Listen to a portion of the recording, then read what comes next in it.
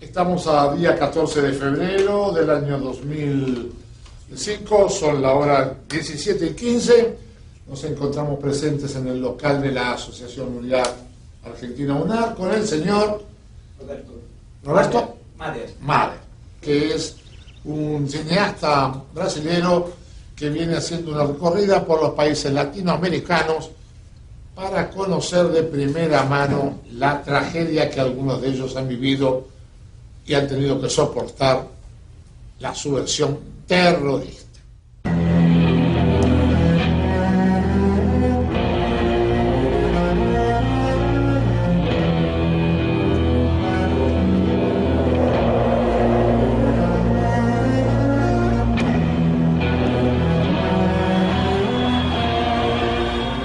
En los años 70 los militares se hicieron con el poder en Sudamérica. Como pretexto dijeron que combatían el ascenso de la izquierda. Varios golpes de Estado sucesivos dejaron un rastro de intolerancia, secuestros, asesinatos y exilio. Los diferentes dictadores rebasaron las fronteras y unieron sus fuerzas. Fue uno de los casos más graves de terrorismo de Estado que han existido, la Operación Cóndor.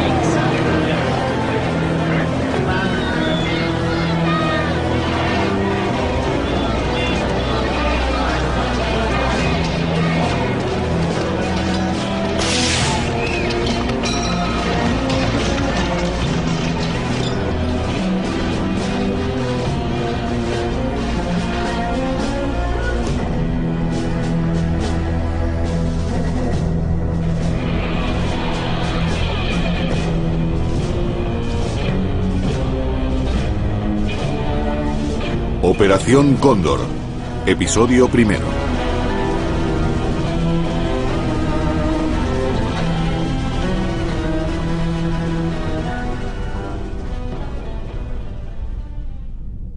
Es la defensa a ultranza de nuestros principios nacionales, de nuestra gloriosa historia, de nuestro pasado y nuestros próceres, de nuestros símbolos. Somos una entidad, sinceramente, de gente honorable, señor. De gente honorable con un pensamiento nacional. Nacional.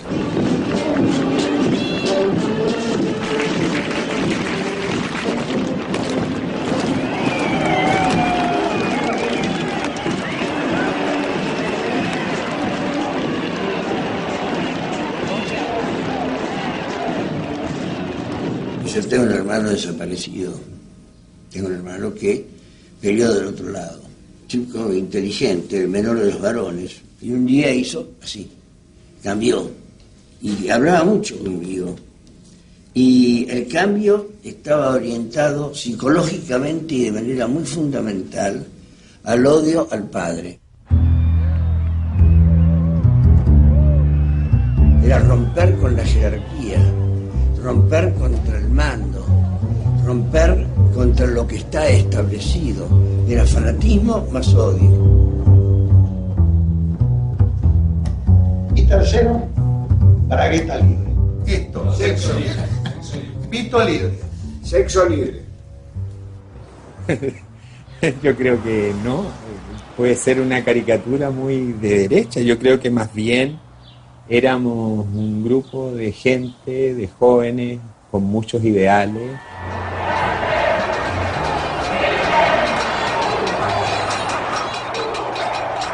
Era tan evidente esta crisis social que se vivía, que indudablemente el postular una sociedad mejor no era nada novedoso. Al contrario, yo creo que la gente joven tiene muy claro estos blancos y negros. indudablemente es muy maniqueísta en ese sentido, el joven en general. Y indudablemente entre optar por una postura del establishment y optar por una postura revolucionaria que estaba ahí, estaba Fidel en Cuba, estaban los movimientos revolucionarios prácticamente en toda América Latina, indudablemente que la opción entre el bien y el mal iba a ser por el bien. Saluda a nuestro pueblo junto a nuestro primer ministro, comandante en jefe Fidel Castro, ante el aplauso emocionado del pueblo congregado aquí en la Plaza de la Revolución José Martí. ¡Viva Cuba! Aquí en el mundo se estaba jugando la Guerra Fría y la subversión era una expresión de uno de los bandos para incursionar en el patio trasero del otro. Ya teníamos ejemplos claros de lo que iba a pasar, como lo que pasó en Cuba, como lo que intentó exportarse a Angola, el Congo, Etiopía. Entonces, señores, estaba jugando contra otras ideas. Ya es un problema de ideas. O presidente João Goulart assinou os decretos da Supra e da encampação das refinarias de petróleo. No comício da Central, Jango anunciou a decretação do tabelamento dos aluguéis. Estejam tranquilos, que em breve esse decreto será uma realidade. Los discursos de Brizola eran subversivos. Y la causa de la ambigüedad de las palabras del presidente Goulart, y quizás bajo la influencia de Perón, creí que la democracia estaba amenazada y que tendríamos que enfrentarnos a un golpe de Estado. Atenção Brasil! Atenção Brasil! Atenção Minas Gerais! As tropas do 2º Exército, sob o comando do general Cruel, ya sitiaron o estado da Guanabara. Los que nos opusimos al golpe de Estado nos convertimos en portavoces del pueblo. Algunos de mis colegas negaban el golpe, pero yo les dije, esto es un coup d'état, que literalmente quiere decir un golpe realizado por el Estado. Habían derrocado a un presidente que había sido elegido por el pueblo. Porto Alegre, João Goulart fugiu para o Uruguai seguido de Leonel Brizola e outros elementos do governo deposto.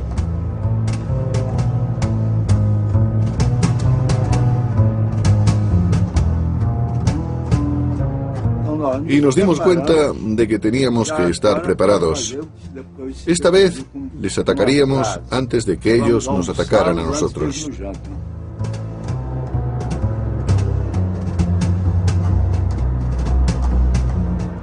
América Latina no era una región aislada y sus luchas internas no solo estaban motivadas por problemas locales. Estaba dentro del contexto de la Guerra Fría, el comunismo, el anticomunismo, el idealismo, la revolución y otras influencias.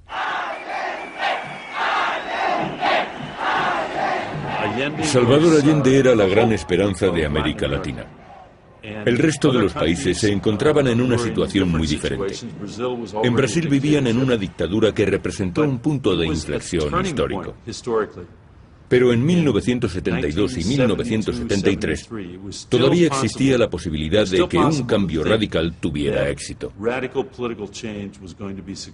La idea de Allende consistía en implantar un socialismo mediante la democracia, con un fuerte control estatal sobre la economía para redistribuir la riqueza.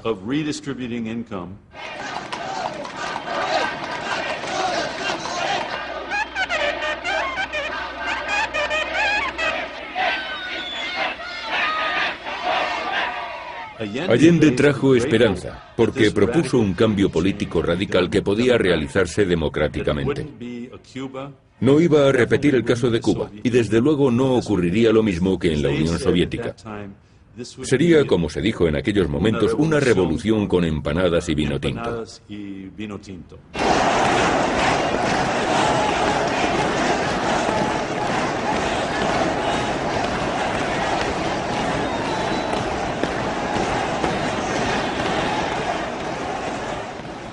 Un gobierno popular, democrático, nacional, revolucionario, que debe cumplir un programa para abrir lo más amplio y rápidamente el camino al socialismo y a la transformación de nuestra sociedad.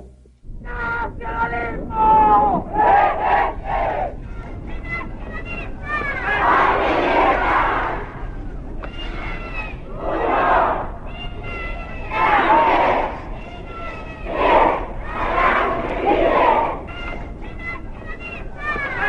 Clases dominantes y en este caso su aparato armado iban a actuar en contra de Allende y así lo hicieron. Conspiraron de 1000 maneras en contra del gobierno de Allende. Fue así, señores empresarios, para que a contar de ayer martes de las 0 horas se paralizaran los servicios de todo Chile. Se organizaron grupos de derecha que empezaron a desarrollar actividades de sabotaje en contra del gobierno de Allende e indudablemente que empezaron a trabajar también a las Fuerzas Armadas. Que se acuse constitucionalmente al presidente y lo saquen el 21 de mayo mismo, porque tiene destruido, molido, y este es un gobierno corrompido y degenerado, señor, degenerado y corrompido, inmundo. Comunistas asquerosos tienen que salir todos de Chile. Los ricos jamás van a tirar para nosotros. Y todo lo que tenemos nosotros ahora lo tenemos para el gobierno de ahora.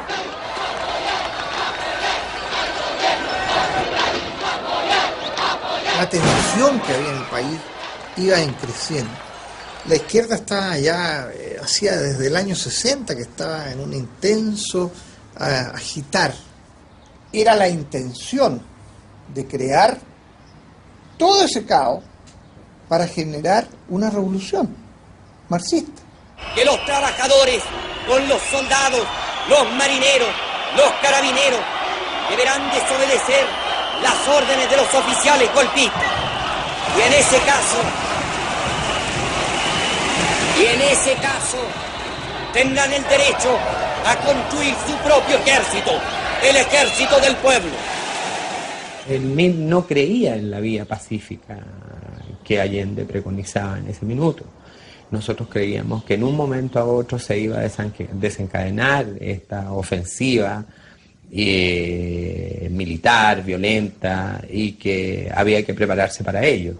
Y sin embargo, nuestra preparación no fue suficiente. No daré un paso atrás, y que lo sepan, dejaré la moneda cuando cumpla el mandato que el pueblo me diera.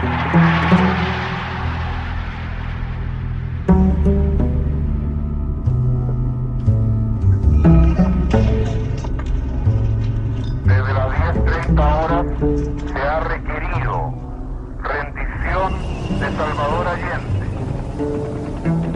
El Palacio de la Moneda deberá ser evacuado antes de las 11 horas.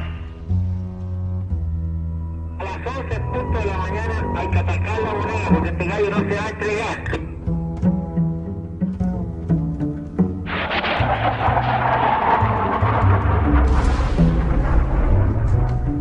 Trabajadores de mi patria, pagaré con mi vida la lealtad del pueblo, pero no se detienen los procesos sociales, ni con el crimen,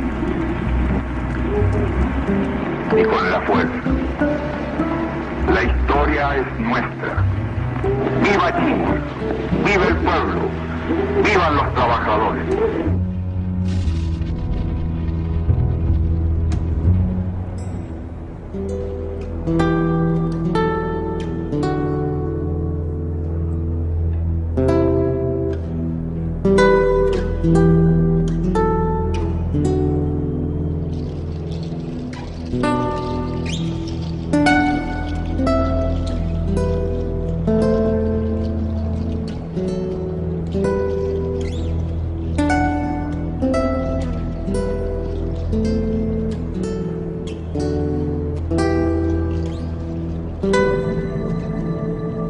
Tenemos la certeza de que la enorme mayoría del pueblo chileno está dispuesto a luchar contra el marxismo, está dispuesto a extirparlo hasta las últimas consecuencias.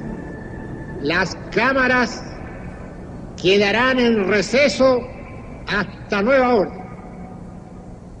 Eso es todo. Bueno, desde el primer día, la izquierda mundial se encargó de producir la imagen de un hombre malo. Mi papá estuvo varios días sin dormir y cuando asistió a las primeras ceremonias, asistió como se usaba en esos años, anteojos oscuros, mi padre llegó con los ojos rojos de dolor. Entonces esa foto recorrió el mundo. Aquí tenemos, señores, al más malo de los malos.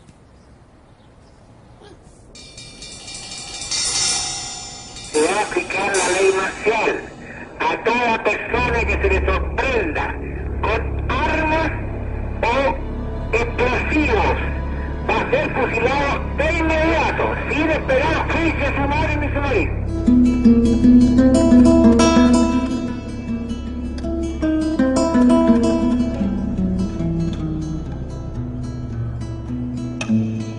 Mira, desgraciadamente no había otra salida.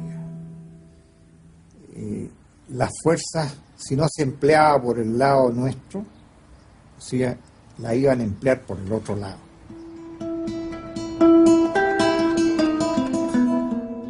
América Latina había padecido la opresión de muchos dictadores. Eso forma parte de su historia. Pero en los años 70 ocurrió algo diferente. Por primera vez, en los países latinoamericanos, se llegó a la conclusión de que la izquierda era una amenaza muy peligrosa. Por tanto, había que eliminar físicamente a todos los que trataran de implantar ese concepto de la sociedad. Hubo terror a todos los niveles y arrestos masivos que se realizaron en secreto.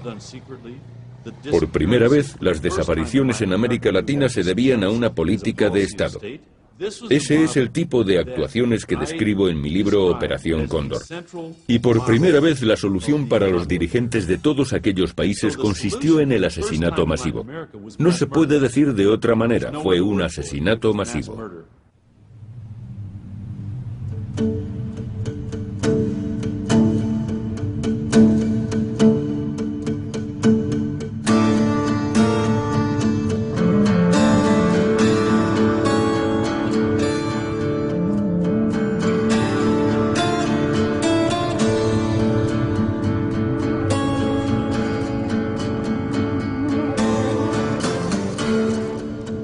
Ahora mismo me dio una cosa que entré aquí, un sentimiento de tristeza, porque aquí habíamos miles y miles de personas. Cuando dicen que habían 2.000, 8.000, no, aquí habían 15.000 personas.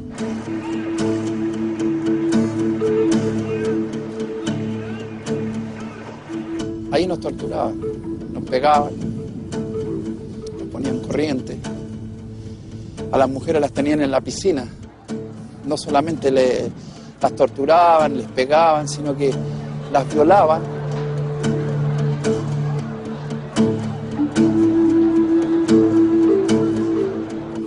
Perdóname que me haya emocionado. No, está muy bueno, muy lindo de escribir.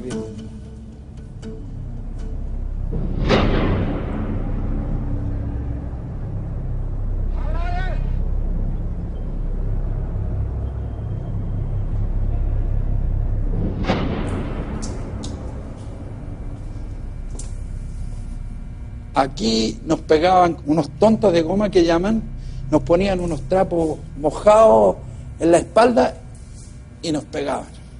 Aquí murió gente, mucha gente al estadio, incluso te golpeaban el portón ahí y venían con listas. Fulano, fulano, fulano, se lo llevaban y los compañeros no volvían nunca más.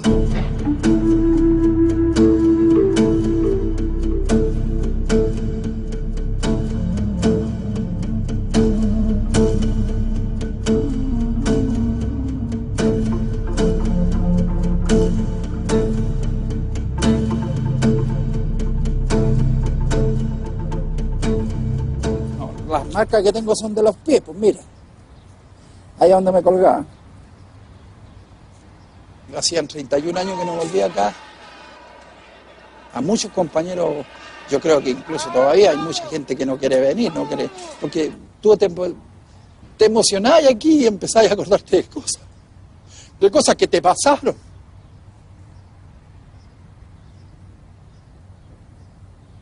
¿Cómo nos trataron? Y revivís todos. Lo reviví de nuevo. ¿Visto? Pero también tuvimos fuerza después de salir de prisionero en las poblaciones y empezamos a luchar contra la dictadura.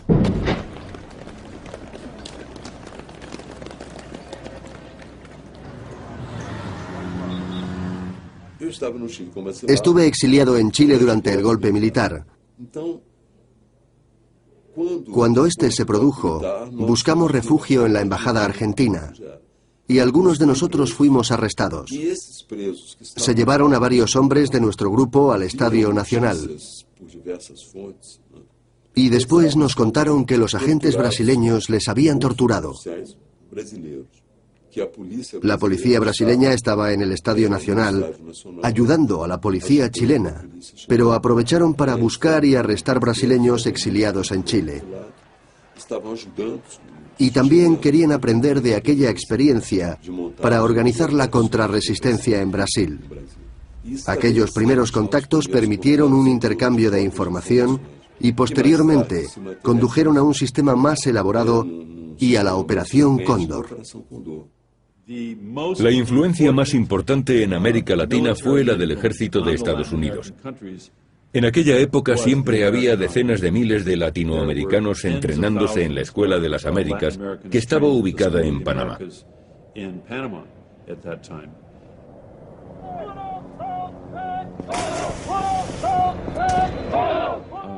Hablé con un instructor que trabajó allí en 1976 y me explicó que su misión consistía en que los países latinoamericanos compraran equipamiento militar a Estados Unidos y no podían comprar a nadie más. Era un gran negocio.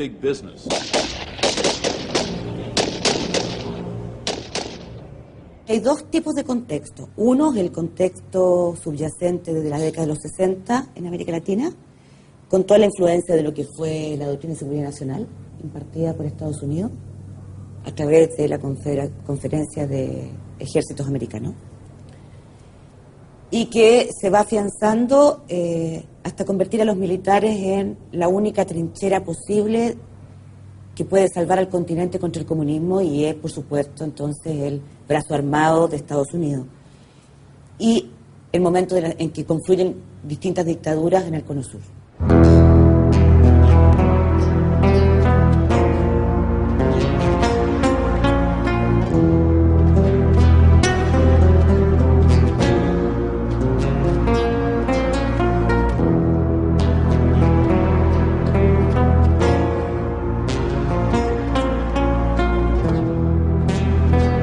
Creo que no hay otro momento en que hayan confluido en tantos países de América Latina tanto poder concentrado en ello. Y eso hace que se embriaguen y quieran tener más poder.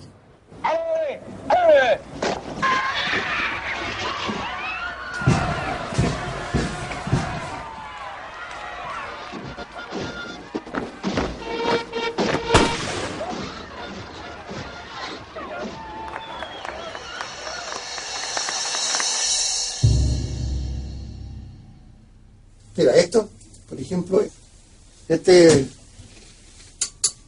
los países centroamericanos, este es de persas, estos son argentinos y uruguayos. Bueno, no mucho tiempo, bueno, hace 30 años. Hace 30 años. Hace tiempo. Hace 30 años. Y ahí ya, cuando hace un día general.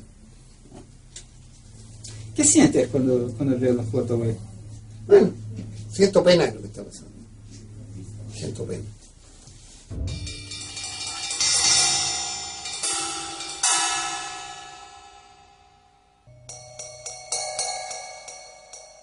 Sino que simplemente el punto está en que a mí me ordenaron, siendo teniente coronel, que organizara una dirección de inteligencia nacional porque nosotros no teníamos. Y lo presenté el día 12 de noviembre del 73. Fue aprobado y me ordenaron, organice la DINA.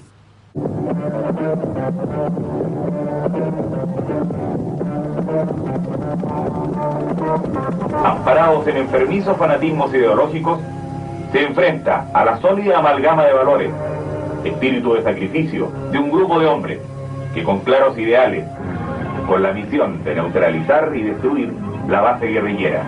Desde el año 72 existían terroristas en Chile, habían entrado más de 10.000 cubanos, todos del ejército cubano, habían entrado 1.500 soviéticos, todos del ejército soviético. Entonces sabíamos que se estaba organizando un ejército guerrillero. Son detenidos por carabineros e integrantes del foco guerrillero de la zona. Indudablemente que la actitud nuestra en ese minuto es de resistencia, pero había que replegarse porque la represión era muy grande. Alrededor de 500, 600 militantes, digamos, fueron aniquilados prácticamente en los primeros años del gobierno militar.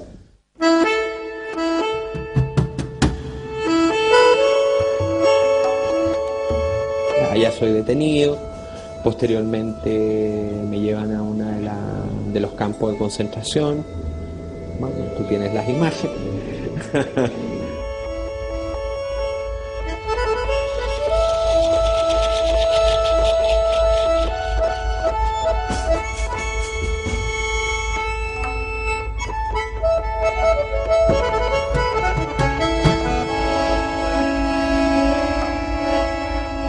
Éramos prisioneros de guerra que teníamos que obedecer a una disciplina militar que no teníamos.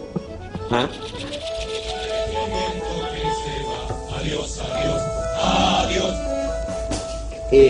35 himnos militares. Cada himno militar tenía un número. Vamos a cantar el 5.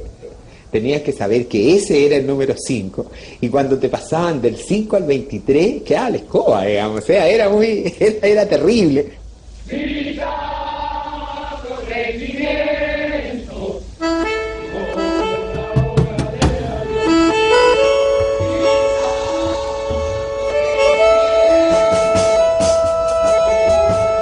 Entonces, claro, no todos marchaban igual, no todos llevaban el paso, y eso era motivo de golpe. Porque el soldado, para ellos, era la máxima expresión de lo mejor que la patria tenía. Eran los soldados, son los mejores hijos. Fue nacido contra la opresión, fue nacido contra la opresión. Y todo a discreción. Yo viví 2 consejos de guerra en Pisagua. En ese caso, 12 compañeros del Partido Comunista fueron juzgados y 2 de ellos condenados a morir. Y los acusaban de querer a 12 personas tomarse individualmente 12 sitios estratégicos de la ciudad. Uno de ellos se iba a tomar el regimiento, otro tenía que ir a envenenar el agua, otro tenía que... En fin, o sea, estupideces de esa naturaleza. O sea, de esa guerra estamos hablando. Por eso te digo de que todo esto, de que en Chile había una guerra, es una broma.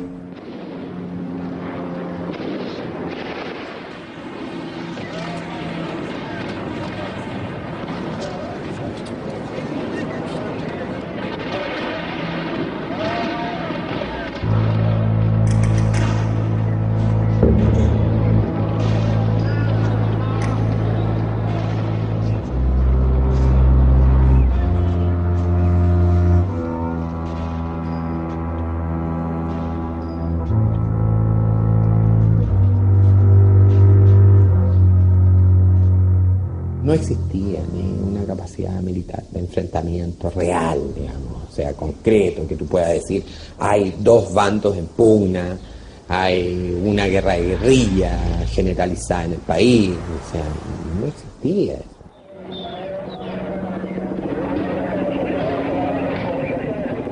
En aquel tiempo, el problema en Sudamérica era grave, porque todos los movimientos terroristas estaban siendo coordinados por Buenos Aires.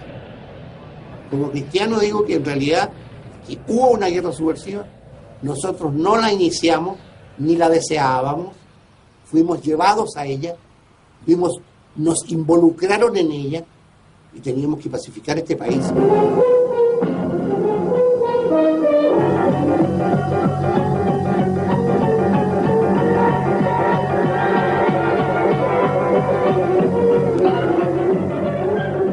Los combates urbanos con los guerrilleros son así.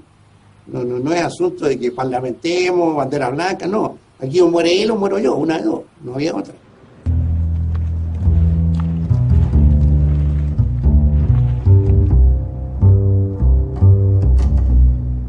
La lucha va a ser con el ejército, con los que tienen las armas en su poder, y por lo tanto asumir de nuestro lado el uso de las armas y de la violencia como un medio inevitable.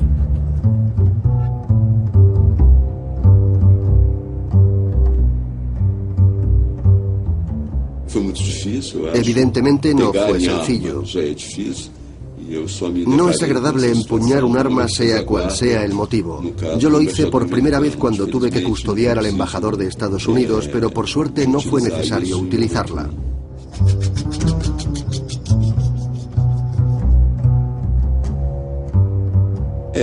Aquella era una situación extrema, pero sirvió para demostrar que una resistencia sin armas no tenía sentido, y de ese modo conseguimos afianzar nuestra posición. Se necesitaba una resistencia efectiva y para lograrla era imprescindible que contásemos con armas. Había una actitud igual en todos los países, estaban actuando todos igual. Entonces se vio que la Junta Coordinadora estaba funcionando. Esta Junta Coordinadora Revolucionaria del Sur es la que coordinó durante muchos años todos los movimientos terroristas de América del Sur. Tanto los brasileros, los tupamaros de Uruguay, de Bolivia, el MIR, el Partido Comunista de Chile, y el ERP argentino, los montoneros argentinos, los coordinaba esta junta. La mayor parte de las organizaciones de izquierda sufrieron represalias y algunas fueron eliminadas cuando los militares tomaron el poder. Pero lo cierto es que no eran una amenaza tan grande, aunque eso es lo que utilizaron como excusa. Se decía que los grupos izquierdistas actuaban dentro del contexto internacional. Tema de inteligencia. Aquí tiene España, Uruguay, Ecuador. Y esta la hecha en Argentina, el 77. Y luego, nada que ver con operaciones. ¿Llamaban Condor? No. Nunca se llamó Condor. Tercera Conferencia Regional de Inteligencia Nacional. Sí. Ese era el título. Nunca se llamó Operación Cóndor desde el punto de vista como lo pretenden presentar. ¿Cuál es el problema? Muy simple. Lo mismo que hay hoy día, lo mismo que hubo siempre. El sistema de intercambio de informaciones entre los diferentes países. ¿Qué hicimos? Hicimos reuniones de los servicios de los jefes de servicios de inteligencia nacionales de los diferentes países que se acoplaron a esto. La primera se hizo en Chile, el año 75. Y entonces, me acuerdo que el delegado uruguayo dice, yo en homenaje a los países que están al lado de la cordillera de los Andes, que era la masa, le vamos a poner Cóndor, sistema de inteligencia Cóndor, no operación. Es muy distinto el decir sistema a operación. Operación es actuar en algo. Sistema es un sistema de informaciones. Cuando alguna vez Manuel Contreras ha dicho de que Operación Cóndor solo era intercambio de información, se está refiriendo al comienzo, cuando se operaba a través de los agregados militares. Pero ya en la reunión de noviembre del 75, que fue avalada por Pinochet, y que es una reunión de Estado, en que se invita a participar a los gobiernos militares de Argentina, de Brasil, de Uruguay, de Paraguay y de Bolivia, ya la coordinación adquiere un nivel distinto. Ahora se trata ya no solo de la información, sino también de la posibilidad de detener a los opositores de los distintos regímenes militares de la época en cualquier país que estuvieran y el intercambio de prisioneros. Washington, urgente, agencia Reuters. El ex canciller y ex ministro de Defensa chileno Orlando Letelier murió, víctima de un atentado contra su automóvil. Orlando siempre fue partidario de Allende y fue ministro de Defensa durante el golpe militar. Orlando fue llevado a la prisión como prisionero de guerra. Y finalmente después de un año, fue exiliado como un paquete. Volvió a los Estados Unidos porque se dio cuenta de que era más útil contra la dictadura en Estados Unidos. Y eso le ocasionó que el Consejo de Ministros de Pinochet, que firmaron todos ellos, le quitaron la nacionalidad holanda. Y después lo mataron. El asesinato de don Orlando Letelier lo cometió la Central de Inteligencia Americana, llámese CIA. Hoy en día tenemos pruebas de que la Operación Cóndor fue más que una reunión de los servicios de inteligencia o un intercambio de información. Su objetivo era el asesinato de los oponentes políticos.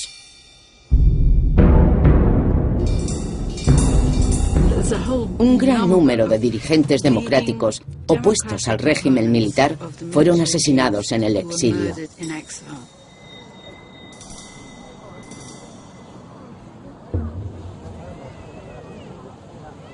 Yo diría que a 30 años del asesinato ya nosotros estamos tranquilas en términos de que sabemos perfectamente qué sucedió.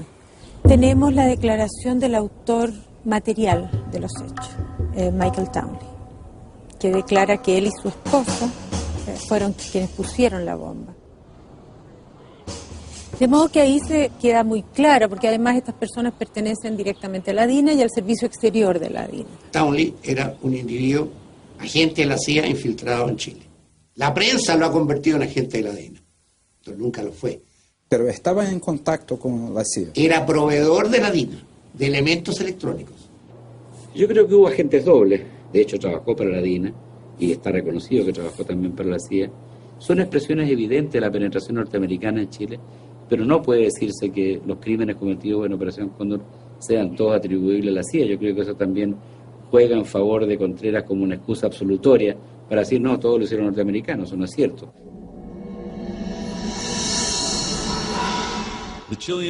Creo que los chilenos cometieron un grave error. Pensaban que los norteamericanos tolerarían que un asesinato en su país quedase impune. Pero inmediatamente se abrió una investigación muy rigurosa. Hay tomos enteros de documentos con detalles acerca de la actuación de Chile y de su forma de operar.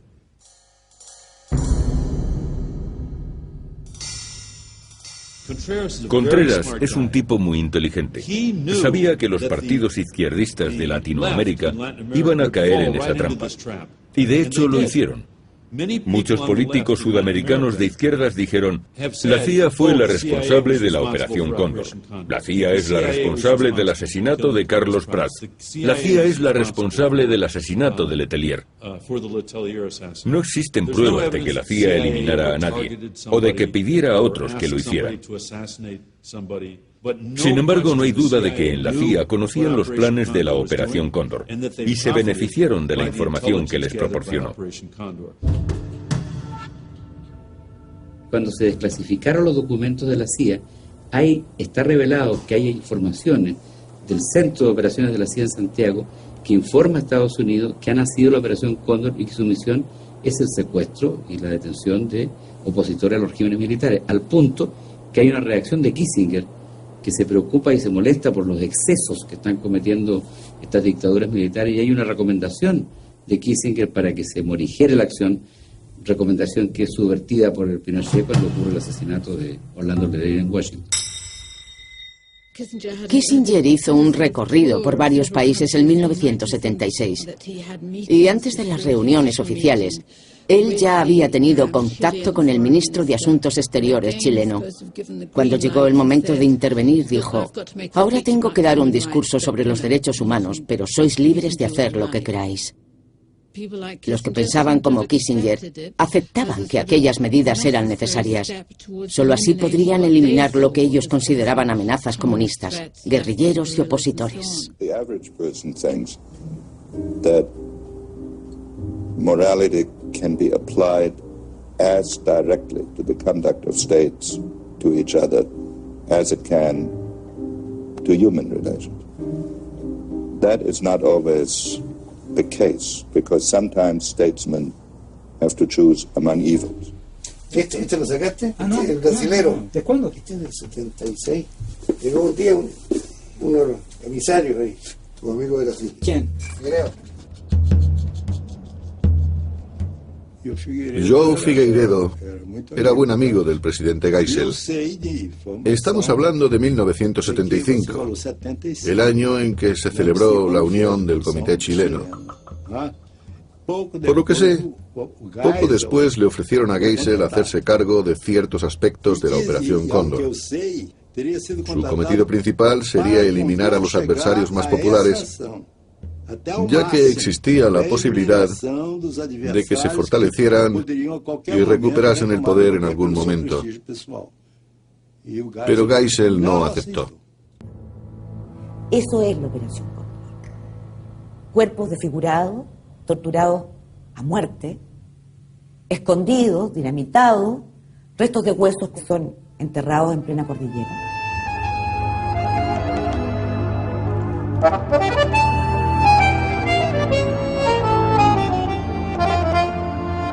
Después del golpe de Estado en septiembre del 73, cuando se da el golpe de Estado en Chile, todo el Cono Sur pasa a estar en ese momento bajo dictadura y Argentina es el único país que abre sus puertas además al refugiado político.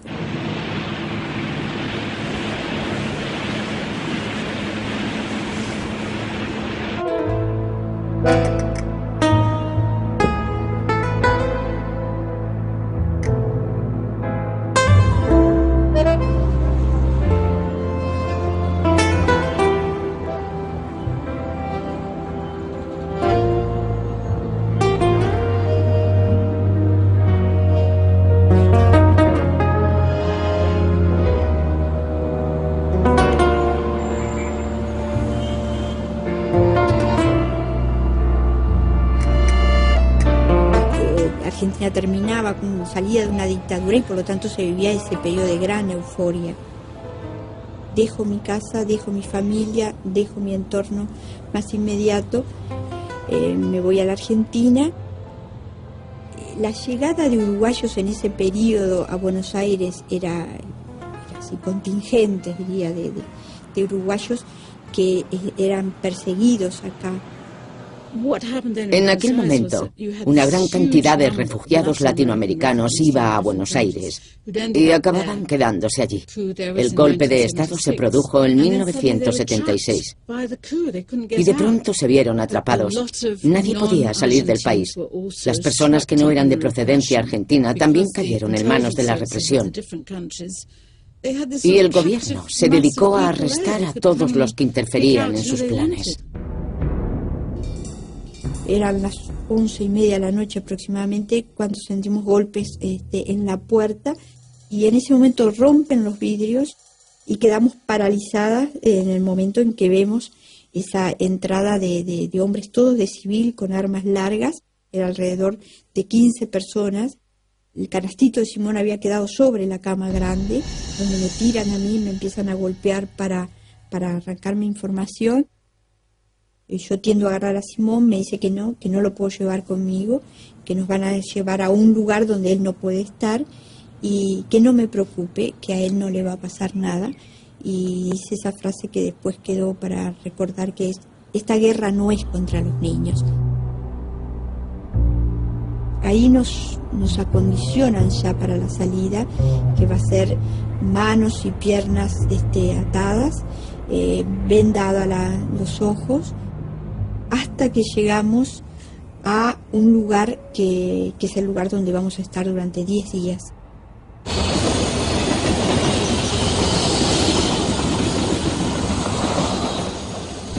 La llegada, la entrada va a ser inmediatamente de una gran golpiza. Los gritos van a ser escuchados de forma permanente. Se torturaba sobre todo de noche. Una persona que estaba dirigiendo ese operativo, evidentemente, en un momento me pregunta si lo conozco. Le digo que no.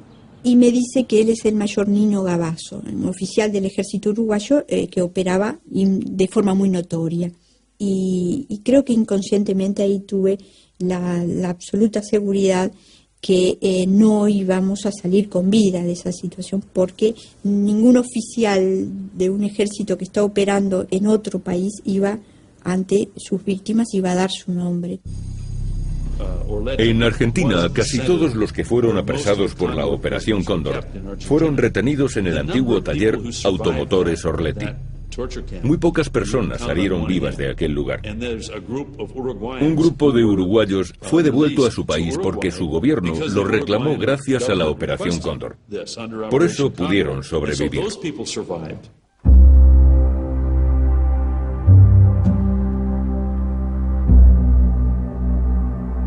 Yo creo que el mundo en ese periodo se empezó a enterar de lo que había pasado realmente en estos países del Cono Sur, lo que había sido toda esa operación Cóndor, toda esa práctica de la desaparición forzada, y en particular lo que había sido el secuestro de niños.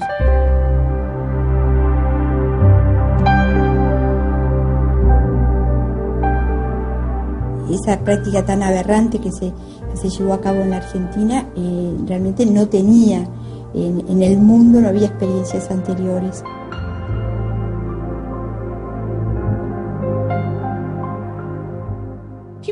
La gente no podía creer que los niños estuvieran desapareciendo. Por supuesto, las desapariciones se produjeron durante un periodo de tiempo muy largo. Nadie sabía qué estaba ocurriendo exactamente. El golpe de Estado de Argentina se produjo después de varios años de caos político. Murió mucha gente de ambos bandos, pero en cierto modo, el golpe fue bien recibido porque el pueblo confiaba en que se podría recuperar el orden.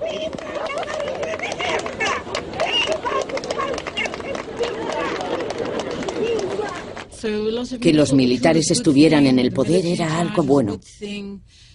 Pero por entonces todavía no se sabía nada acerca de aquellas desapariciones.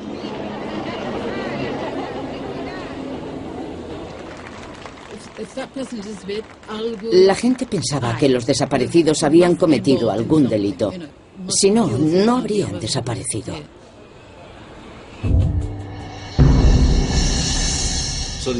Los argentinos querían que sus operaciones se mantuvieran en secreto.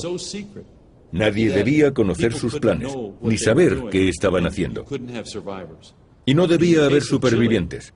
En el caso de Chile, se cree que murieron entre un 5 y un 10% de las personas arrestadas. En proporción no es mucha gente. Y este es un dato muy importante, porque en Argentina ocurrió justamente lo contrario. En conjunto se arrestó a menos personas, pero muchísimas de ellas fueron asesinadas. Puede que entre un 50 y un 80% de los detenidos. El mismo día que me anunciaron que había desaparecido mi hijo mayor, a mí siempre en el barrio me decían Kika, y me convertí en Eve Bonafini. Eve Bonafini es una madre que le tocó vivir una tragedia y que decidió convertir el dolor en lucha y que tal vez el mundo me conoce por eso.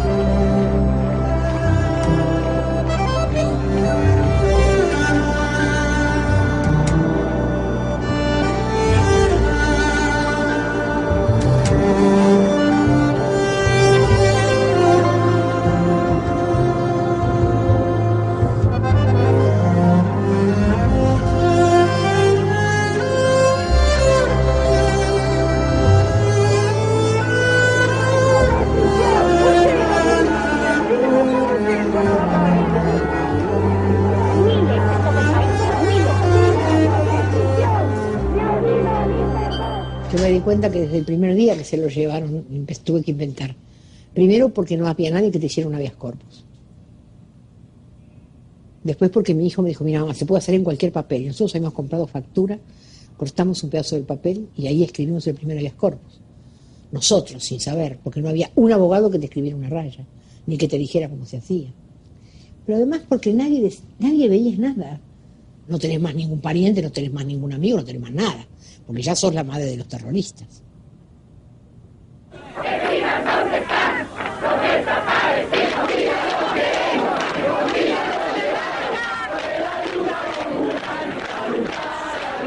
Los jueces decían no busque más a su hijo que se fue con otra mujer. Los políticos decían que éramos mentirosas las madres, que Balbín dijo, no hay desaparecidos. Hay muertos, dijo Balbín.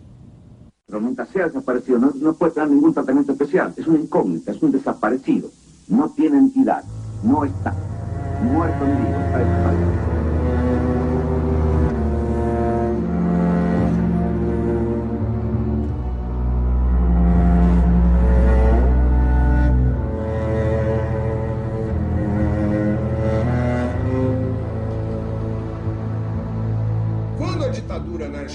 Cuando la dictadura era más brutal en Argentina y cuando la lucha armada se organizó, hubo muchas personas que decidieron huir a Brasil. Y fue entonces, en el momento de mayor afluencia, cuando surgió Clamor. Los fundadores fuimos tres: Jaime Wright, Jan Rocha y yo. Se nos ocurrió crear Clamor después de una conversación con un grupo de argentinos en la que nos contaron sus terribles experiencias. Empezamos a publicar un boletín en 3 idiomas, inglés, portugués y español, e intentábamos hacerlo llegar a todas partes.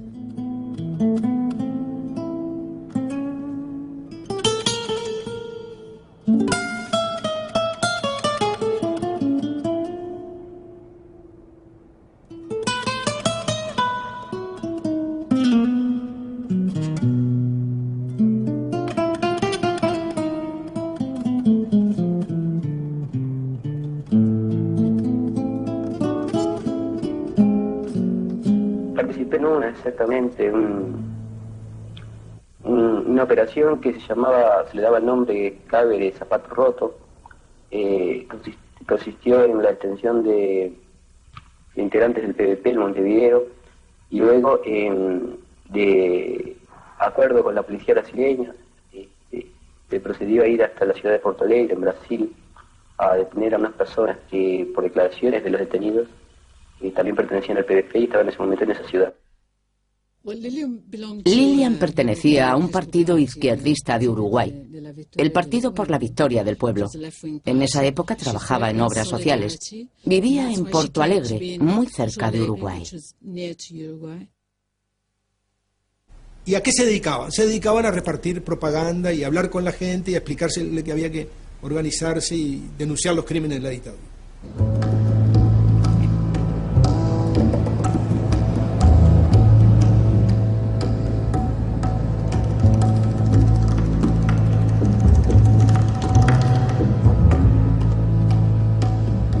Habían unas camionetas con muchas personas armadas, y ahí nos trasladan, y a mí me suben con mis hijos a una van, nos hacen poner boca abajo. Para mí lo que estaba pasando era mucho más grave que la muerte.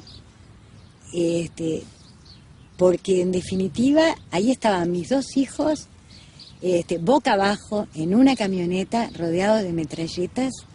Francamente le dije, bueno, yo tengo que salvar a mis hijos y entonces puedo decirte que en mi casa va a haber una reunión el viernes y que va a ir gente importante de mi organización. Bueno, hicieron las consultas y finalmente me dijeron, bueno, sí, nos volvemos a Porto Alegre, que ese fue el episodio más terrible para mí, separarme de mis hijos en ese momento, ¿no?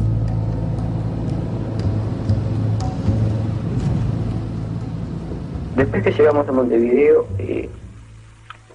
los niños fueron trasladados a un apartamento que la compañía posee en el centro de Montevideo, por la calle Río Negro.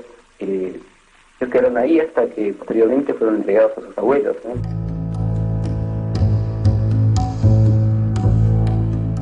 nos vamos para mi casa porque ellos instalan una ratonera, ¿no? Bajan todas las cortinas y ahí nos quedamos en mi casa. Además, yo tenía muchas evidencias de que algo irregular estaba ocurriendo, porque ella no llamaba ni aparecía. Mi primera idea fue colocar algunos testigos que tuvieran algún tipo de impunidad, que pudieran actuar allí, algún tipo de inmunidad más bien. Entonces lo llamé a Luis Claudio Cunha, que era en ese momento jefe de redacción de la revista Bella en Porto Alegre. No dia 17 de novembro de 78, eu recebi telefonema de alguém falando espanhol, relatando que casal e 2 crianças haviam desaparecido do seu apartamento. Chegamos até a porta do apartamento 110 e apertamos a campainha. A porta se entreabriu e apareceu o rosto de uma jovem morena, magra, o olhar apavorado. E a porta foi escancarada e apareceram 2 homens, cada um com uma pistola enorme. Nos colocaram dentro de uma sala, semi-escurecida. Parecia que eu era mais um uruguaio ali dentro. Porque quando eu falei em português pela primeira vez, opa, o que está vendo? Nós somos jornalistas da revista Veja. Eu percebi uma certa hesitação. E o suposto chefe da operação, quando ele voltou mais amável. Aí ele disse, não, isso é problema de estrangeiro ilegal no país, contrabando, essas coisas, né? Vocês entendem. Volvemos otra vez a la delegacia de policía, pero pasan las horas y finalmente volvemos a Uruguay. Bom, na segunda-feira, a gente foi até a polícia para levantar as informações oficiais sobre o que havia acontecido. Foi na Federal e lá o delegado desconhecia a operação. Não sabia de nada. Na Polícia Estadual, o DOPS também negou, disse que não sabia de nada. Bom, naquele momento se instalou em nós uma dúvida. Opa, está todo mundo negando um negócio que a gente viu, notoriamente feito por policiais, portanto a coisa é mais grave do que aparentemente é.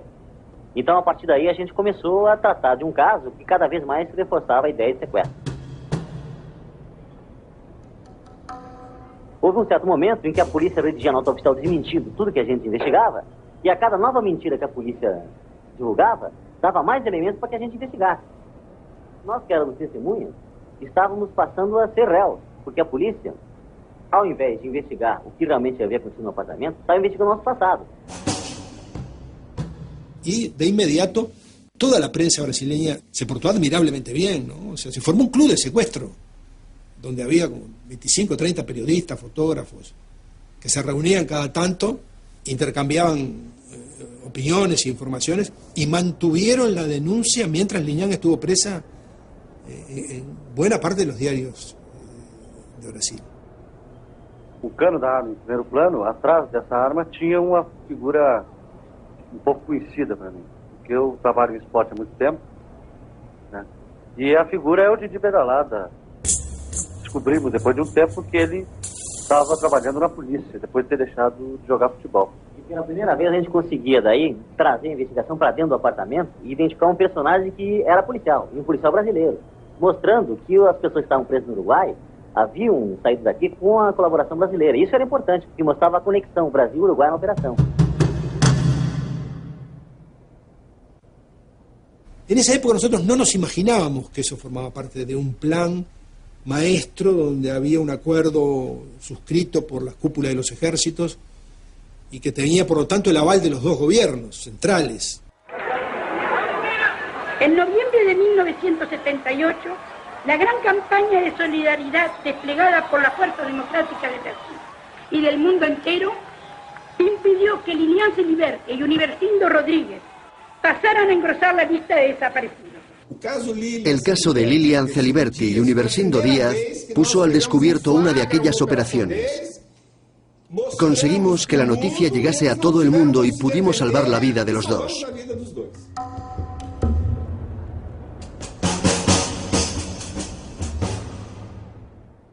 En aquel caso concreto, la Operación Cóndor no tuvo éxito.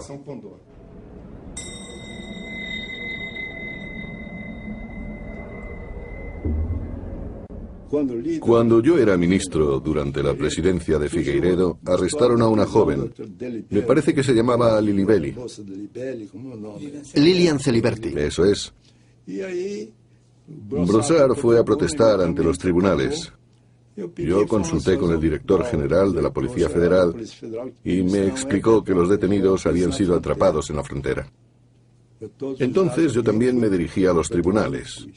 En ese momento no podía imaginarlo, pero varios años más tarde supe que me habían dado información falsa.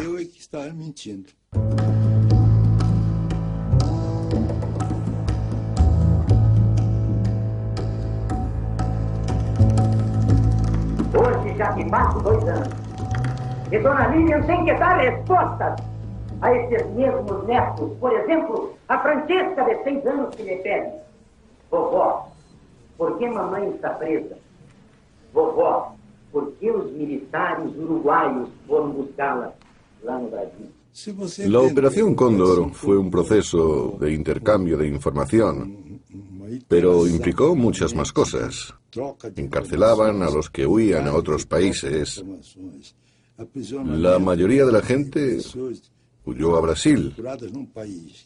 Y hubo muchos casos, como el de Lilian Celiberti y Universindo Díaz, fueron detenidos en Brasil. Y las autoridades los devolvieron a Uruguay. Estas operaciones resultaban muy reveladoras, ya que si los detuvieron fue porque la Operación Cóndor pasó del intercambio de información al intercambio de personas. Y la lucha contra el comunismo se extendió por todo el continente. Que nós não haveremos de arrefecer a nossa fé enquanto não tivermos, aqui no Brasil e em qualquer país do mundo, livres, livre e universal.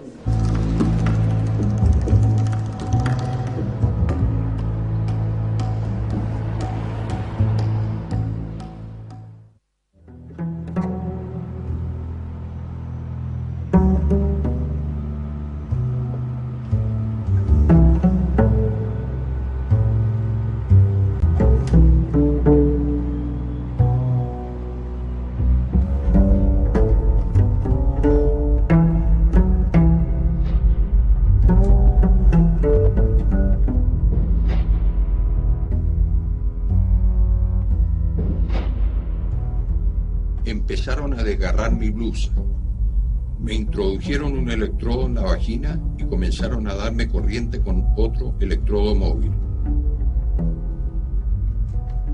Este es el testimonio prestado por la doctora Sheila Cassidy en la Comisión de Derechos Humanos de Naciones Unidas situada en Ginebra.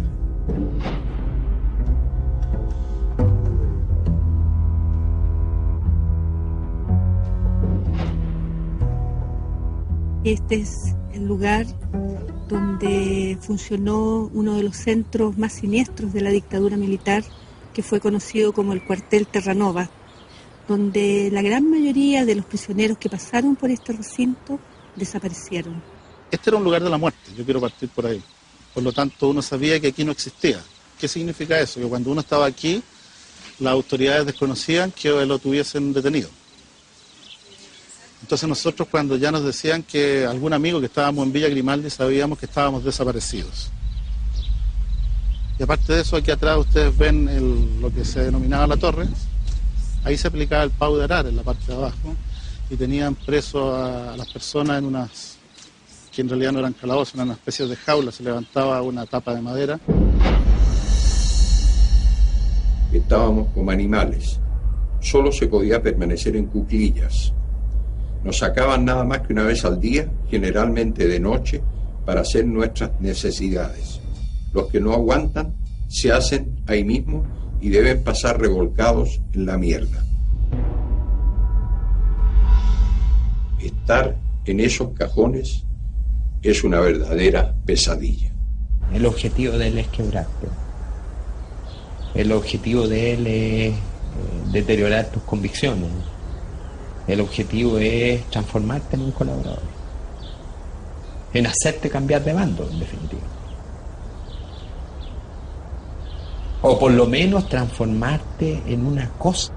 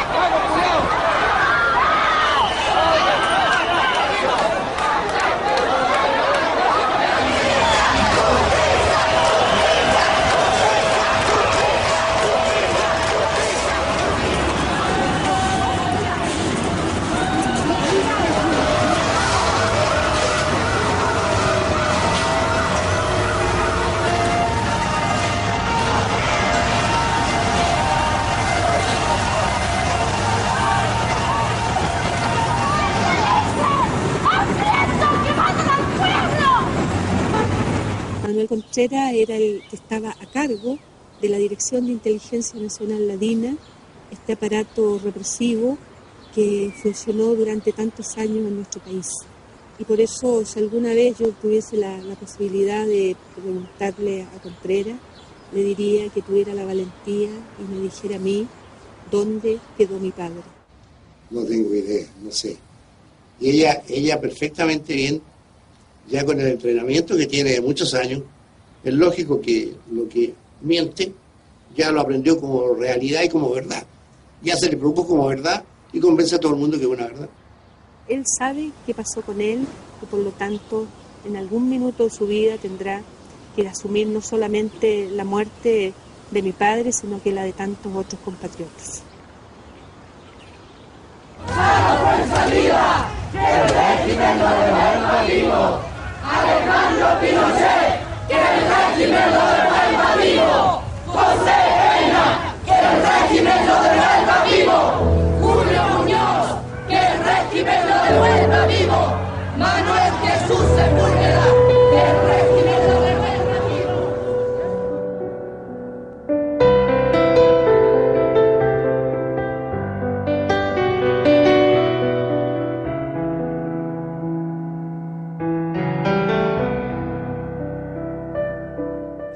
Los asesinatos masivos no intimidaron a los revolucionarios. Había cadáveres por todas partes. Y la gente tenía miedo simplemente de desaparecer.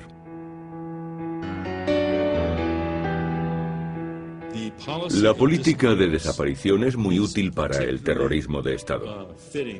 Porque el terrorismo no es solo violencia. Trata de infundir miedo, terror. Su objetivo principal es sembrar el pánico y conseguir que el temor domine las mentes y las vidas de los supervivientes.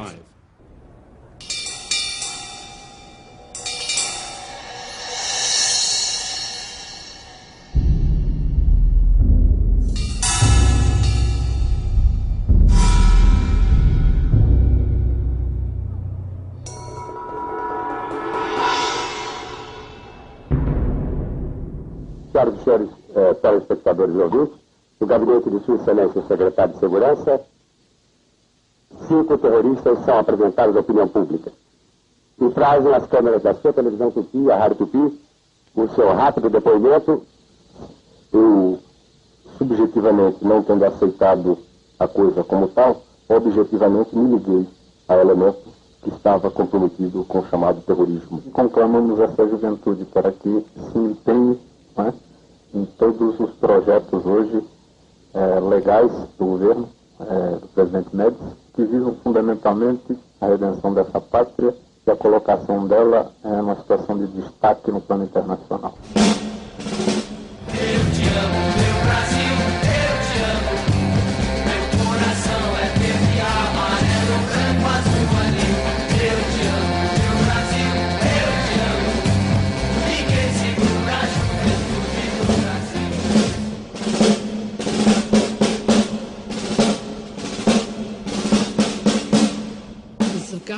En aquel momento, Brasil no resultaba tan terrible y opresivo como los demás países, y por ese motivo era el destino principal de los que huían de Argentina, Uruguay, Paraguay, Chile y Bolivia.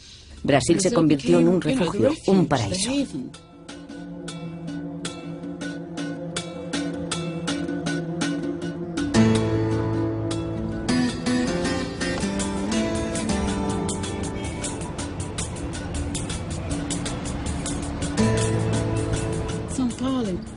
Sao Paulo recibió una gran afluencia de gente.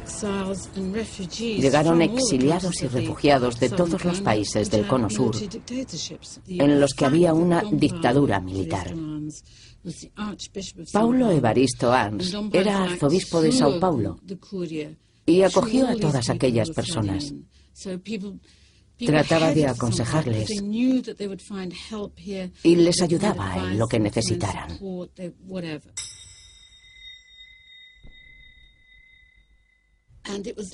Era exactamente lo contrario de lo que la Iglesia Católica estaba haciendo en Argentina. Allí la gran mayoría de la jerarquía eclesiástica, aunque no toda, apoyaba el régimen militar. Se convirtió en un apoyo para las organizaciones que luchaban por los derechos humanos. La Iglesia les proporcionó un espacio físico donde desarrollarse y sobrevivir. Acontece que nós descobrimos que em países da América Latina algum regime fez desaparecer os pais e depois deportou crianças. Portanto, ato contra todo e qualquer direito fundamental do homem.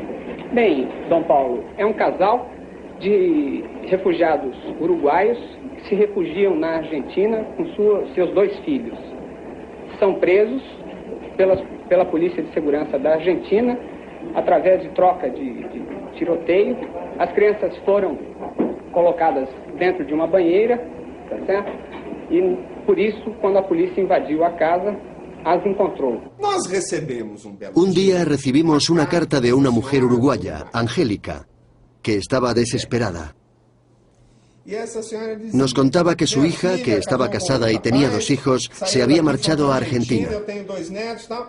Y ahora Angélica había oído que ella y su yerno habían muerto, pero no tenía noticias de sus nietos. Hace 3 años que los estoy buscando y es lo único que me queda. E os pais deles? No sé nada de ellos. Espero que todos me ayuden a encontrarla. Publicamos las fotos y la noticia de que los niños habían desaparecido y pedíamos cualquier tipo de información. 2 meses más tarde recibimos una carta procedente de Brasil, de Sao Paulo. Nos la enviaba una asistente social que trabajaba allí. Y decía: he leído un artículo en Clamor respecto a la desaparición de unos niños. Y estoy casi segura de que he visto a esos 2 niños en Valparaíso.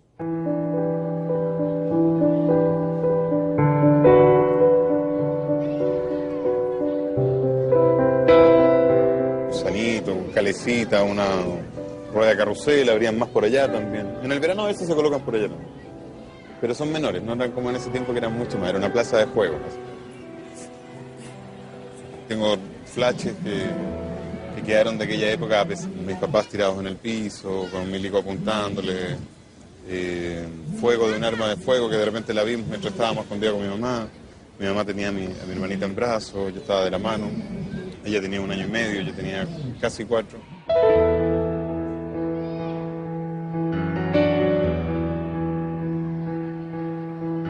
Lo que sí me dicen que nunca nos soltamos, que sí, siempre estamos tomando todo. Sí, que él me cuidaba, que se habla de un auto muy elegante que llegó acá, con unas personas que nos dejaron acá, nosotros estábamos como muy bien vestiditos, o sea, no era como unos niños abandonados de, digamos, de indigentes o cosas así. El día nos dejaron en la mañana acá, pasó toda la tarde, y ya cuando se estaba haciendo de noche, como ahora, el dueño se preocupó, el dueño de los juegos, la persona encargada de los juegos, no sé quién era, y ahí ve que nadie nos viene a buscar y llama a Carabineros.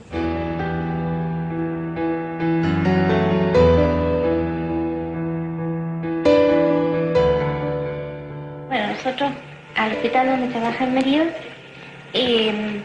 a oído de un asistente social, llegó el caso de los niños, ¿no? De 2 hermanitos que estaban en la casa menores, que no tenían padre. Entonces le dijimos a Anatolio, conversamos y le preguntamos a él que lo venían a buscar y si él se quería ir, se quería. ¿De qué se quería? No sabe. Y era muy chiquitita, así que no. Y era gordita, sí. Era gordita. Y yo los hacía pedazos los chupetes.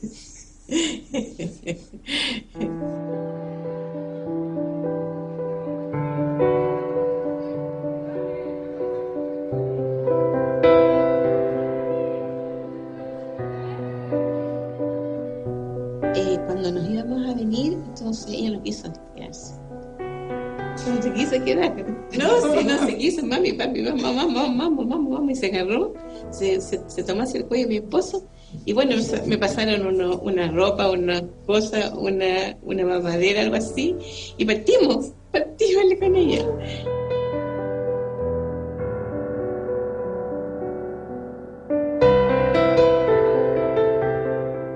cuando ellos llegaron a nuestro lado no tenían acento. Nosotros pensamos que eran algunos chilenos, chilenos que habían tenido que irse del país, o sea, pero nunca nos dijeron de qué nacionalidad, eso no nos dijeron nunca.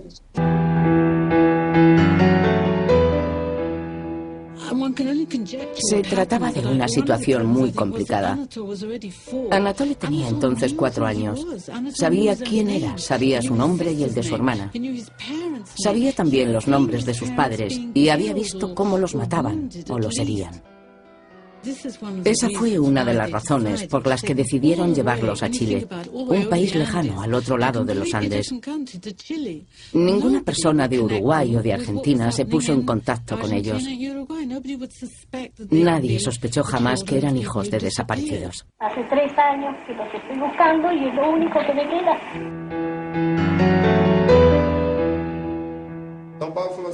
El arzobispo don Paulo quería que fuéramos a Chile a investigar, así que lo hicimos. Nos fuimos a Chile y a las 3 de la tarde nos presentamos en aquella casa. El marido y la mujer estaban allí. Nos dejaron entrar, pero se mostraron muy recelosos al principio.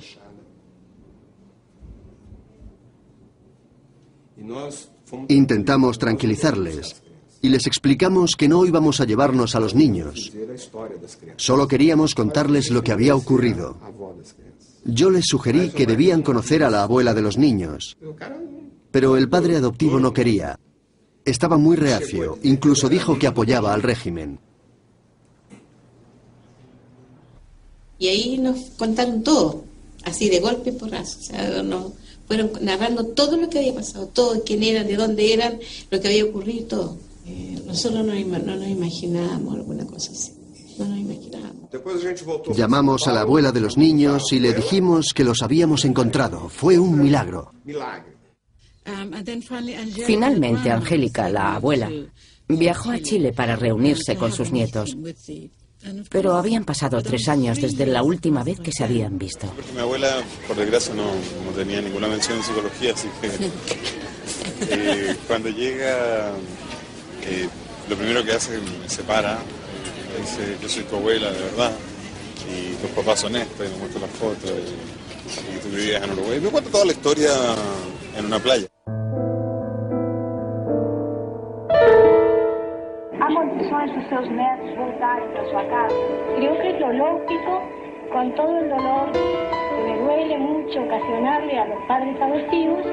Veremos cómo vamos a congeniar de forma que ellos no lo pierdan del todo tampoco. La abuelita venía como dijéramos, a lo mejor, después de decir, ya, yo ahora voy, los traigo. Y los traigo. Pero no era así, o sea, no es porque está arraigado los sentimientos nuestros.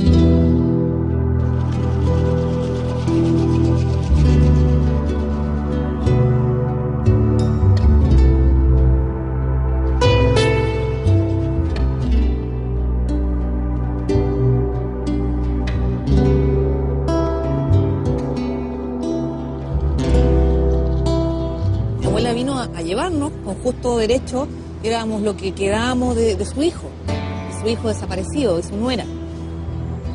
Entonces los psicólogos hablaron y dijeron, esto sería una doble pérdida.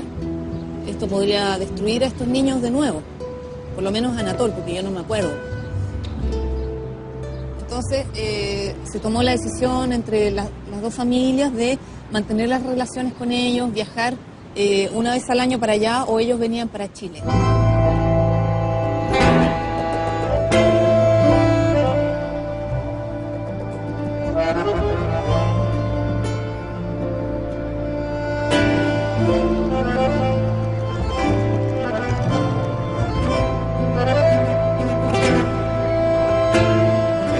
Muy difícil esa primera visita de Anatole acá, en Montevideo, Uruguay, encontrarse con su familia y acompañado de, en ese momento, que cumplía su rol de padre. ¿Qué edad tenía mi hermano ahí? Y tendría 7, 8, más o menos 8 años, Anatole. Y recuerdo los almuerzos o las cenas con tu papi, tratando de él integrarse a la familia, respetando, ¿no? Respetando que él tenía que estar atrás, un paso atrás.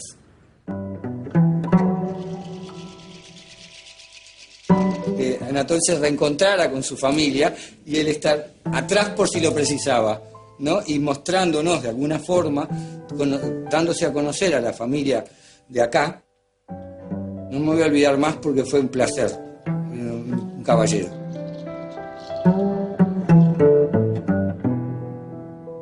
Porque en ese momento justamente ellos notaron la posibilidad de perderlos y entonces se abrieron totalmente con nosotros a que no se imaginaban la vida en ese momento sin ellos.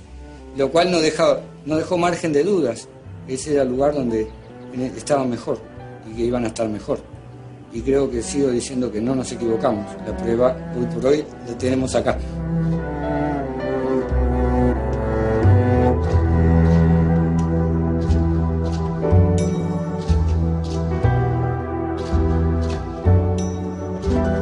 El secuestro de niños, creo que donde más sistemáticamente se aplicó fue en la Argentina. Y forma parte un poco también de ese aspecto, digamos, que pone el acento en que los subversivos, las personas que enfrentan al terrorismo de Estado, digamos, personalizan una doctrina satánica que precisa ser objeto de un lavado de cerebro y que esa gente tiene que ser reeducada en los valores de la civilización supuestamente occidental y cristiana, y por lo tanto hay una legitimidad en, digamos, robar esos niños, apropiarse de esos niños para educarlos en otras coordenadas ideológicas y morales.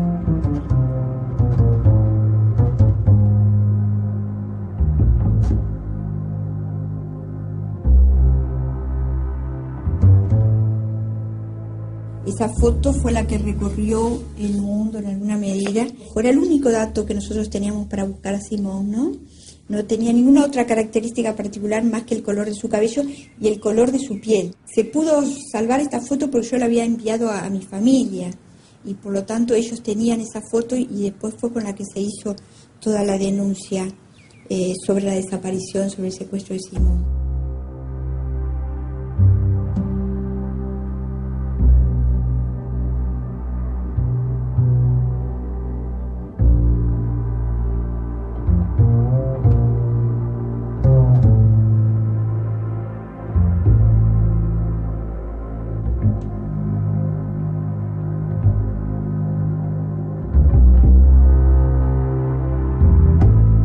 Fueron 25 años.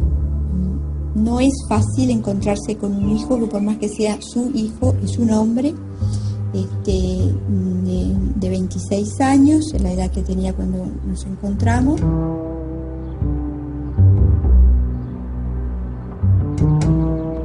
Recuerdo sus primeras palabras que me dicen, yo he sido hasta ahora un chico feliz. Quiero que te incorpores a mi felicidad. Lo que dice, nos cuentan que, bueno, acá hay dos víctimas, una soy yo y otra es esta mujer que está tantos años buscando. Por el lado de Simón estaba viviendo lo que era el conocimiento de toda esa su nueva historia de vida. Estaba tremendamente golpeado y dolorido por el engaño, por la mentira. Yo en un momento sentía como que había perdido a una familia, pero aún a nosotros no nos tenía. No nos conocía, no se podía vincular.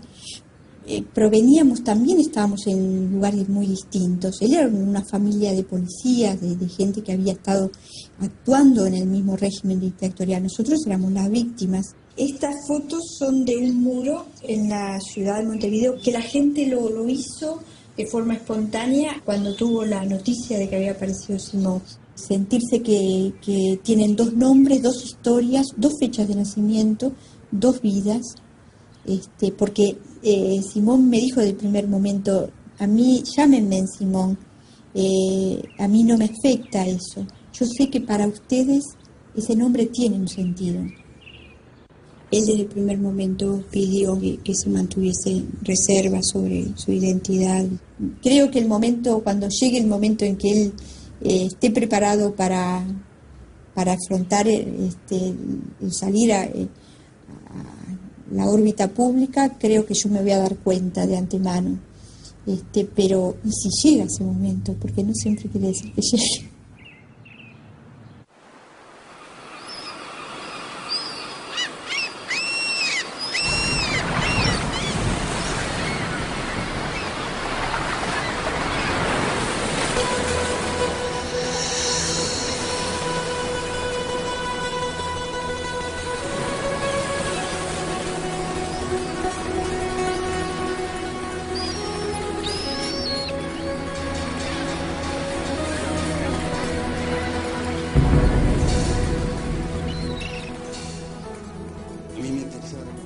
Como que cada cierto tiempo me tienen que volver a contar la historia de nuevo, ¿no?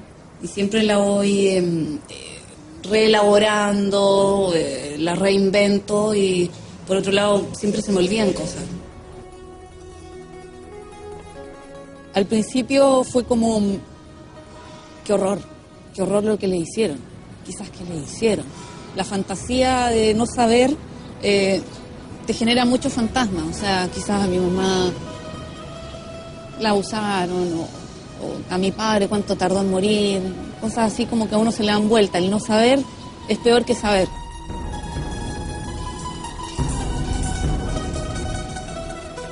Después pasé por la etapa de decir, bueno, estos son personas que, ¿cómo se atrevieron a hacer lo que hicieron teniendo hijos? Como que me pasé por un momento de rabia también hacia ellos. ¿Qué esperaban de la vida? ¿Qué futuro iban a tener si seguían en lo que seguían y más encima fueron padres? Después pasé por otro momento en que dije, estas personas son admirables porque siguieron sus ideales hasta la muerte. Y fueron padres y todo, y se atrevieron y fueron gente valiente.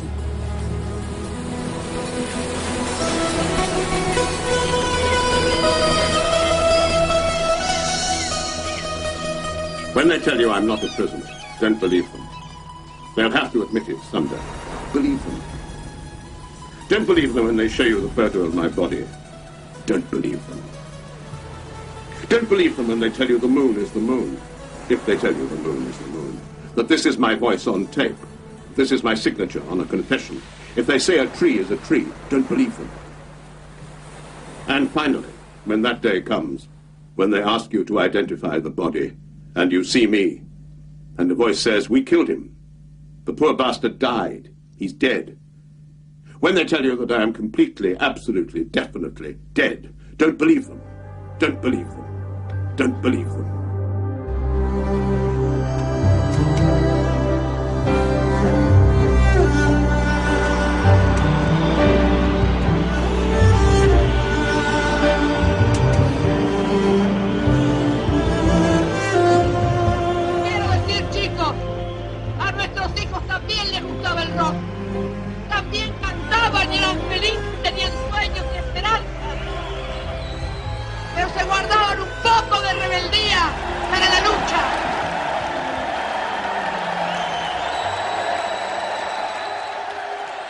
Para mí, la cosa más importante que hizo este presidente es reivindicar a nuestros hijos como sus compañeros.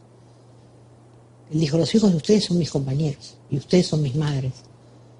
Para mí la reivindicación y la reparación más grande es esa. No hay plata para pagar eso. Jorge Rafael Videla, a la pena de reclusión perpetua. Evidentemente creo que Argentina pasó por momentos tan ciclotímicos, ¿no? Por un lado, ni bien vuelve la democracia al juicio, a las juntas, encarcelan a los principales responsables, después progresivamente las distintas leyes de impunidad. El punto final y la obediencia debida son leyes que ponen los políticos para perdonarse ellos. No solo perdonar a los militares, se perdonan ellos. Se perdonan los jueces, un poquito cada uno, y bueno, ahora está todo bien. Listo.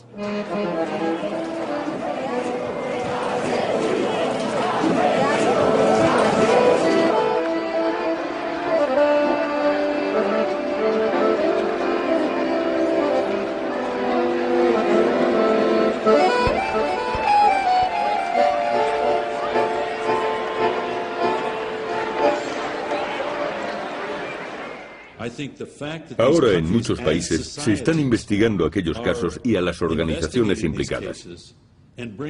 Juzgan a ciertos individuos y en una gran mayoría se han abolido las leyes de amnistía. Ahora se puede llevar a juicio a los represores. Ahora es cuando la sociedad hace justicia a sus propios ciudadanos, aunque será un proceso imperfecto e incompleto. Muchos casos no se investigarán bien, pero desde luego serán muy pocos los militares de alto rango que logren escapar de la justicia en América Latina.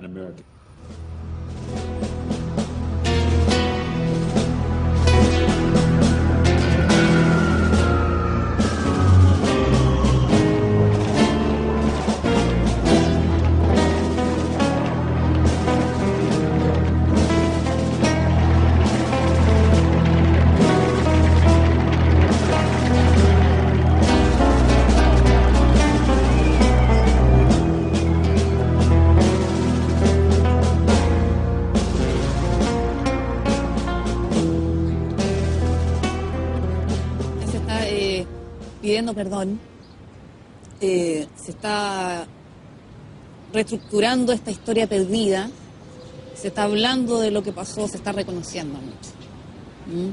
Algo que nunca pensamos que iba a suceder es que por ejemplo, cuando sometieron a juicio a Pinochet, eso era algo que a todos nos cayó, pero de cajón estábamos, ¿qué? Dios mío, esto es un sueño.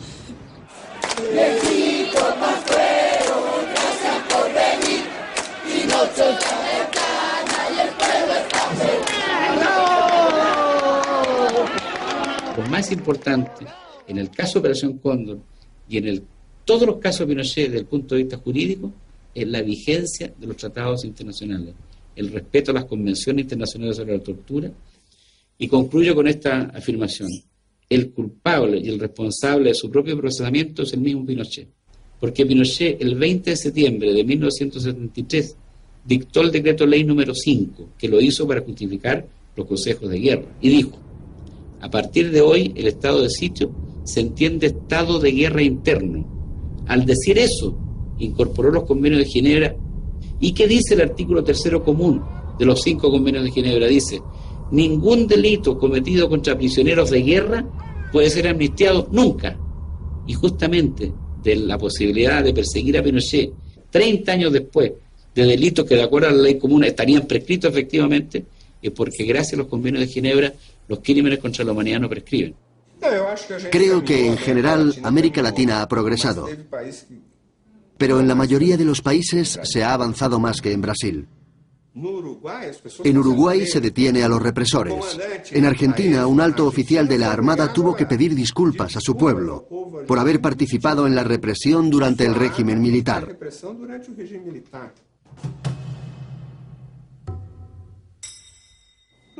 Pero en Brasil los implicados se garantizaron la amnistía en 1979. Y desde entonces no se ha avanzado mucho. Para un pueblo que ha sufrido tanto, ese no es modo de cerrar las heridas. No hemos examinado los archivos, no hemos encontrado a los que desaparecieron y tampoco sabemos qué les ocurrió a los guerrilleros uruguayos. Las heridas no se han curado. Brasil no ha podido pasar página. La verdad es que sí hemos pasado página. Pero hay muchas personas que no quieren aceptarlo. Cuando defendí la amnistía a favor del presidente Figueiredo, me dijo algo muy interesante.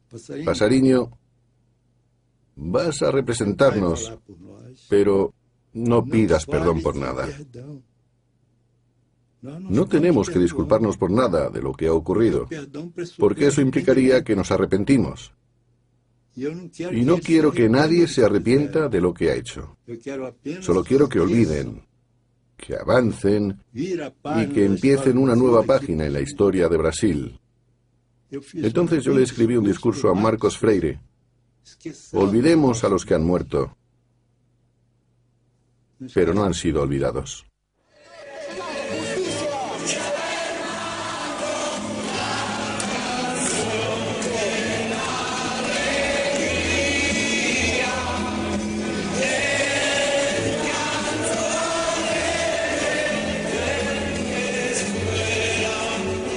Los familiares de los muertos o desaparecidos tenían dos opciones. O escogían la vía armada para tomar venganza por sus manos, o escogían el camino de la justicia.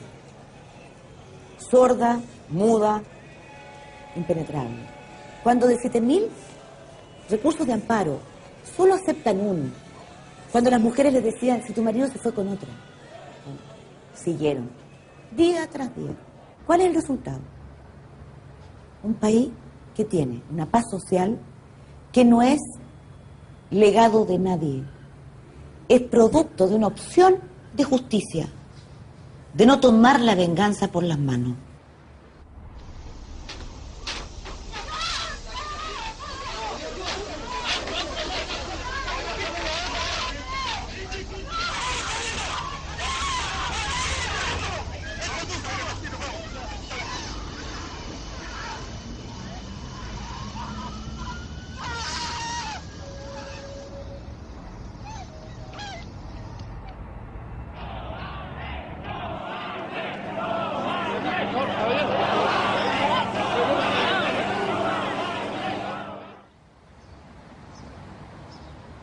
Yo haría lo mismo que hice en aquella época, porque nosotros cumplimos estrictamente con la ley.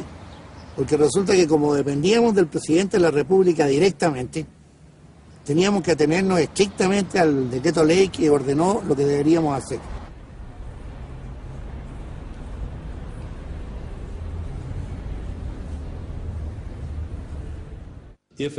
Si en el futuro alguna organización militar se siente tentada de nuevo a imponer una dictadura o un régimen autoritario, tendrá la oportunidad de consultar el pasado.